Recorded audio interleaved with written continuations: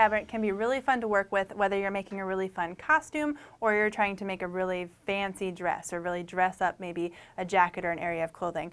But it can be kind of tricky to work with. There are two different types of sequined fabric.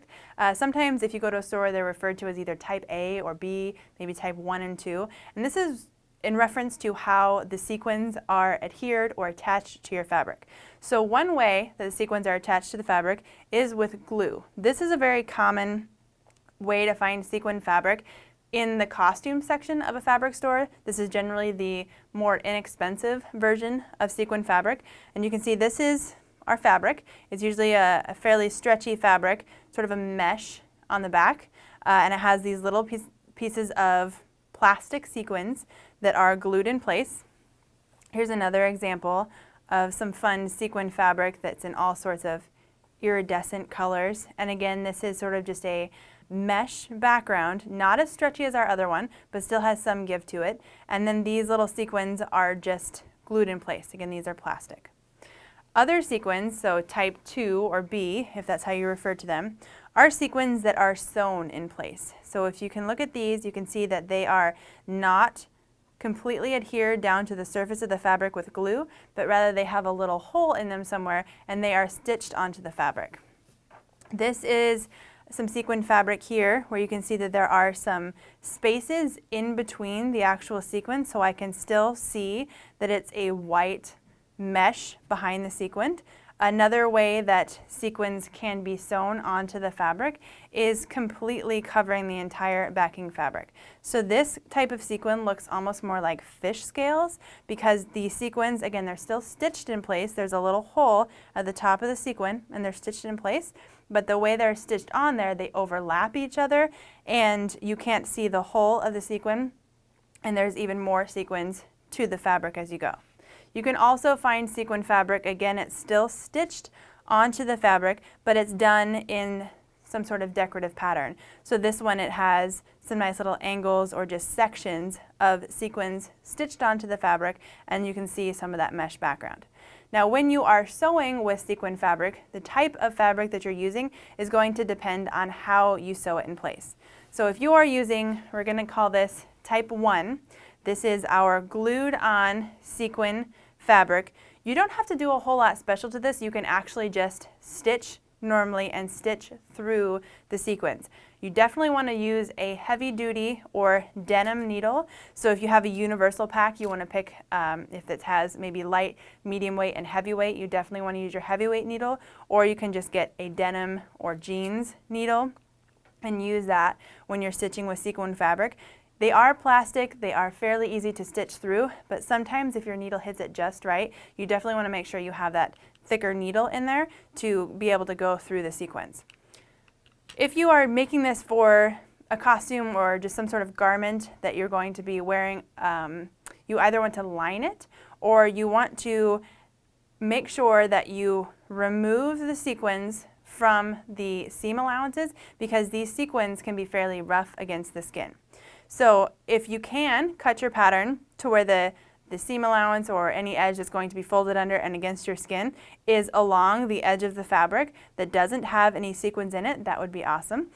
But if you have to remove some of the sequins, an easy way to do this and a fun little tip is to actually use an iron.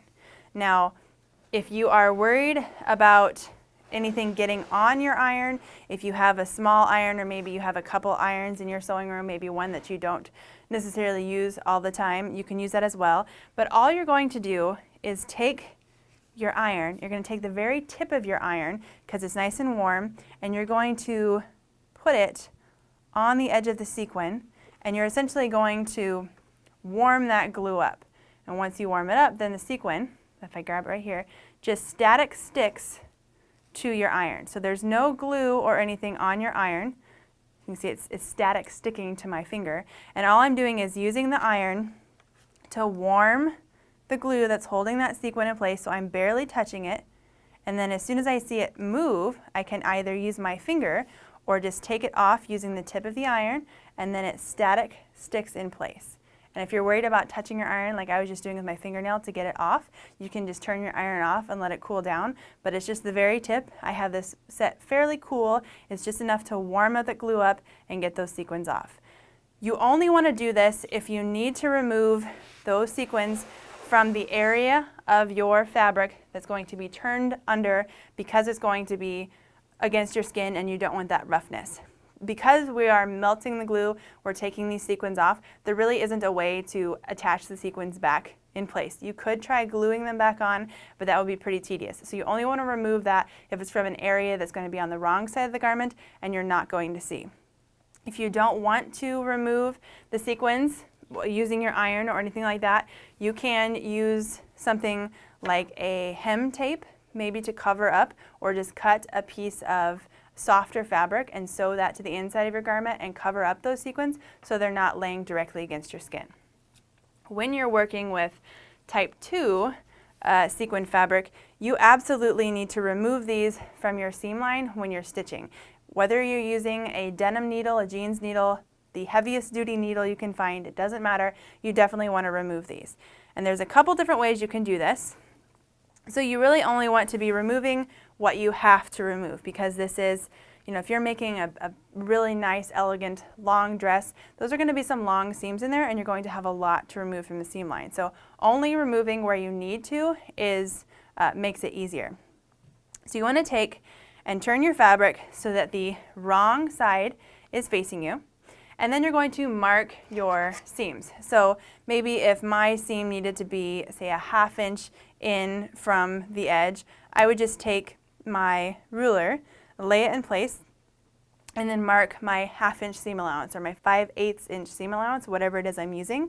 And I can do that a couple different ways. I can either use a marking pen or pencil and draw that line on there, but that is going to be where I'm stitching on. So I want to make sure I'm either using something that's light enough that it doesn't show through and is seen on the right side, or that is something that is removable. Or if you're worried about seeing your marks through your fabric, you can mark your seam allowance with some pins.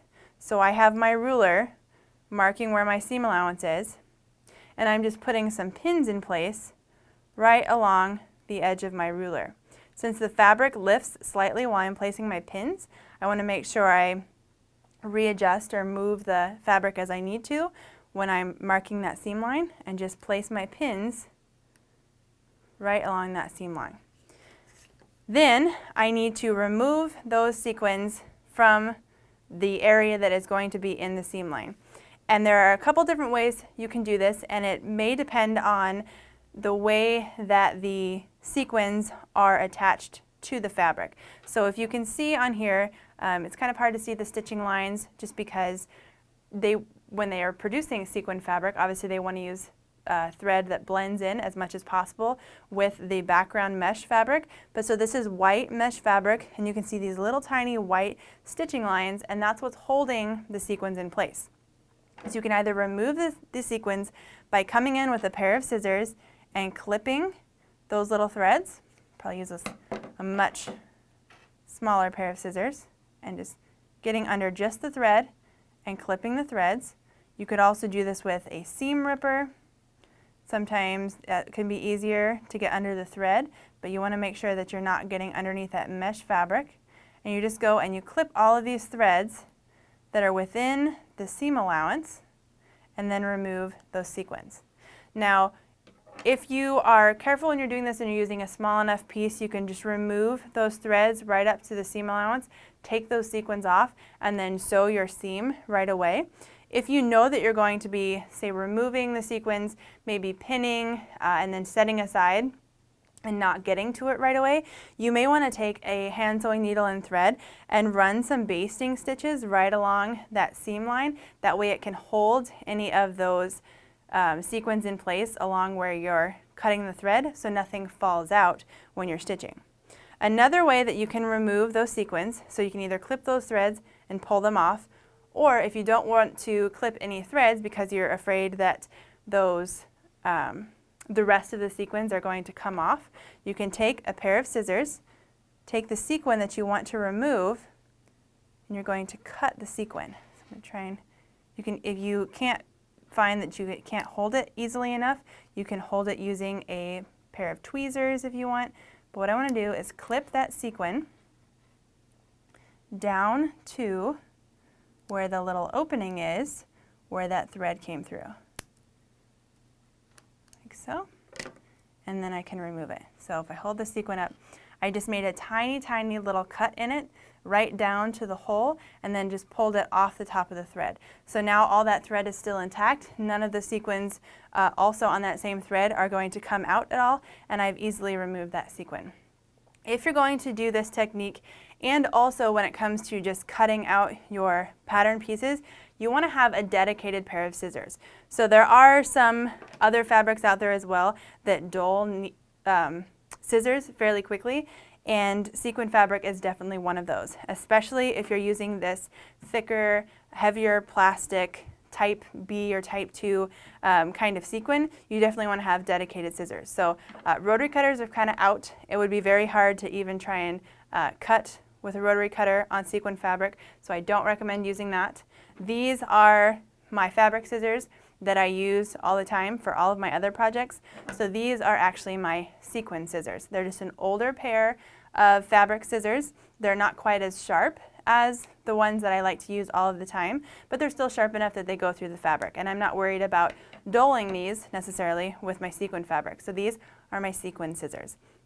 I also have a couple pairs of snips, and they happen to be the exact same brand. They look exactly the same. So these are my sequin snips, or my snips that I use on paper or just anything non-fabric or thread related, and I've just marked it with a little piece of tape here so I can differentiate these from my other scissors and snips that I have. So again, when you're using or cutting out your sequin pattern pieces, even if you're using this other glue-in type of sequin fabric, still recommend having your dedicated pair of sequined scissors to cut out all your pattern pieces. Definitely use your denim and jeans needle, and in the case of these sew-in sequins or sequins that are going to be touching your body in any way, you definitely want to remove those sequins from the seam allowance. Then once you've done all of that prep work, then sewing with sequin fabric is fairly simple and straightforward. You can treat it like any other fabric and create some really fun costumes or some really fancy garments.